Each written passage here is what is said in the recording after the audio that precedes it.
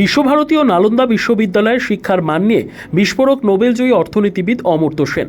শান্তিনিকেতনের প্রতীচী বাড়িতে একটি অনুষ্ঠানের মধ্যে দিয়ে ডুংরি প্রকাশনের অমর্ত্য সেন সংখ্যার আবরণ উন্মোচন করেন স্বয়ং নোবেলজয়ী অর্থনীতিবিদ অমর্ত্য সেন। উপস্থিত ছিলেন প্রখ্যাত অর্থনীতিবিদ জো দ্রেজ, ঠাকুর পরিবারের সদস্য সুপ্রিয় ঠাকুর, অধ্যাপিকা কল্পিকা মুখোপাধ্যায়, বিশিষ্ট সাংবাদিক দেবদীপ পুরোহিত, অধ্যাপক সুদীপ্ত ভট্টাচার্য, অধ্যাপক সৌম্য চক্রবর্তী, অধ্যাপক অপূর্ব কুমার চট্টোপাধ্যায় সহ আশ্রমিক ও পড়ুয়ারা। পত্রিকার সম্পাদনা করেন অভিষেক দত্ত রায়, প্রকাশক শুভনাথ। সম্পূর্ণ শান্তিনিকেতনে ঘরোনায় একটি সাংস্কৃতিক অনুষ্ঠানের মধ্যে দিয়ে পত্রিকার উদ্বোধন হয়। উদ্বোধনের পর প্রায় 25 মিনিট বক্তব্য রাখেন অধ্যাপক সেন। তিনি বলেন, ভারতবর্ষ একটি সাম্প্রদায়িকতার হাতে পড়বে, এটা আমরা চাই না। সে হিন্দু রাষ্ট্রই হোক বা মুসলমান, নবাবী হোক অথবা খ্রিস্টান রাজত্বই হোক, আমরা চাই যেসব জায়গা থেকে সবকিছু একসঙ্গে হতে পারে, যা রবীন্দ্রনাথের ইচ্ছে ছিল। একই সঙ্গে এদিন শান্তিনিকেতনের ভবিষ্যৎ নিয়ে উদ্বেগ প্রকাশ করতে দেখা যায় নোবেলজয়ী অর্থনীতিবিদ অমর্ত্য সেনকে। তিনি বলেন, প্রশ্ন হচ্ছে শান্তিনিকেতনের ভবিষ্যৎ কি হবে। এ বিষয়ে সুপ্রিয় ঠাকুর যতটা ভেবেছেন অতটা বোধহয় কেউই ভাবেননি। নালন্দা বিশ্ববিদ্যালয়ের প্রসঙ্গে নোবেলজয়ী বলেন, আমরা নালন্দা বিশ্ববিদ্যালয়ে একটা প্রচেষ্টা করেছিলাম যাতে চীন, কোরিয়া, জাপান ইত্যাদি থেকে পড়াশোনা করতে আসতে পারে পড়ুয়ারা।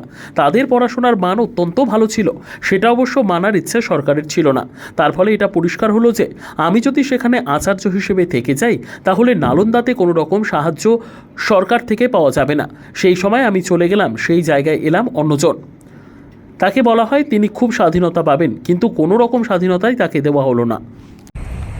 আমরা যদি দেখি তাহলে আমাদের মানতে হবে যে ভারতবর্ষের যে নানা বিড়ম্বনা, যা বেতন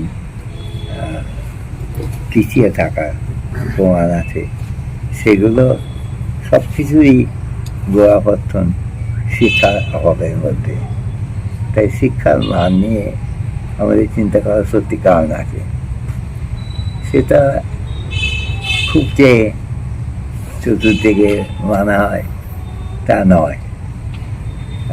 আমরা একটা প্রচেষ্টা করেছিলাম নালন্দা বিশ্ববিদ্যালয়ে, ভারতবর্ষের একটা বড় জিনিস, চতুর্থ শতাব্দী থেকে এই একটা বিশ্ববিদ্যালয়, যাতে চীন, কোরিয়া, জাপান ইত্যাদি থেকে লোক পড়াশোনা করতে আসতেন এবং তাদের পড়াশোনার মান অত্যন্ত বেশি ছিল। সেটা অবশ্য ঠিক করে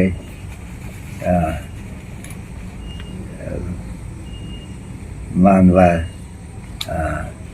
ইচ্ছা সরকারের ছিল না এবং তার ফলে আমাদের যখন এটা পরিষ্কার হলো যে আমি যদি ওখানে চ্যান্সেলর হিসেবে থেকে যাই তাহলে নালন্দাতে কোনো রকম সাহায্য সরকার থেকে পাওয়া যাবে না, সেই সময় আমি চলে গেলাম। সেই জায়গায় এলেন সিঙ্গাপুরের প্রাক্তন ফরেন মিনিস্টার জর্জিও। ওকে বলা হলো যে তিনি খুব স্বাধীনতা পাবেন, কিন্তু কোনো রকম স্বাধীনতায় তাকে দেওয়া হলো না এবং একটা নানা ধর্ম মিলিয়ে বৌদ্ধ নেতৃত্বে যে জিনিসটা তৈরি হয়েছিল, সেই জিনিস থেকে খুব ন্যায় অর্থে একটা হিন্দু জায়গা বলে, হিন্দু রাষ্ট্রের ভূমিকা বলে তৈরি করা হলো। এবং আমাদের সময় যখন আমি চ্যান্সেলর ছিলাম, তখন আমাদের প্রায় 15-20 জন বিদেশ থেকে পড়াতে এসেছিলেন, আমেরিকা থেকে, জার্মানি থেকে, ইংল্যান্ড থেকে, জাপান থেকে। তাও সবাই বিদায় নিলেন। ছাত্র সংখ্যা বড় রকম পতন হলো। সেটা ঠিক করতে গিয়ে তারা নালন্দাকে একটা মোটামুটি একটা ট্রেনিং গ্রাউন্ড, যেটা IAS-এর ট্রেনিংও হতে পারে অথবা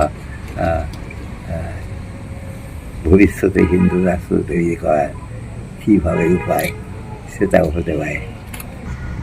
আমাদের যদি শিক্ষার মানের দিকে দেখতে হয়, তাতে আমাদের দেখতে হবে যে পড়াশুনো কতটা হচ্ছে নিশ্চয়ই দেখতে হবে।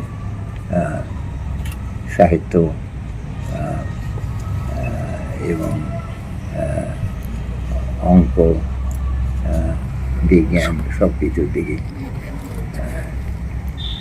হিরেন সাংয়ের ঘর থেকে তিনি জানলা দিয়ে দেখতে পেতেন যে নালন্দার একটা অ্যাস্ট্রোনমিক্যাল টাওয়ার এর মাথাটা মেঘে ঢাকা কি না, সেই থেকে উনি নির্ধারণ করতেন যে দিনটা কেমন যাবে। তিনি 1 বছর ধরে হেঁটে এসেছিলেন চীন থেকে নালন্দায়, এবং আমি তো আগে বললাম যে জাহাজ দিয়ে ফিরবেন। তাকে যখন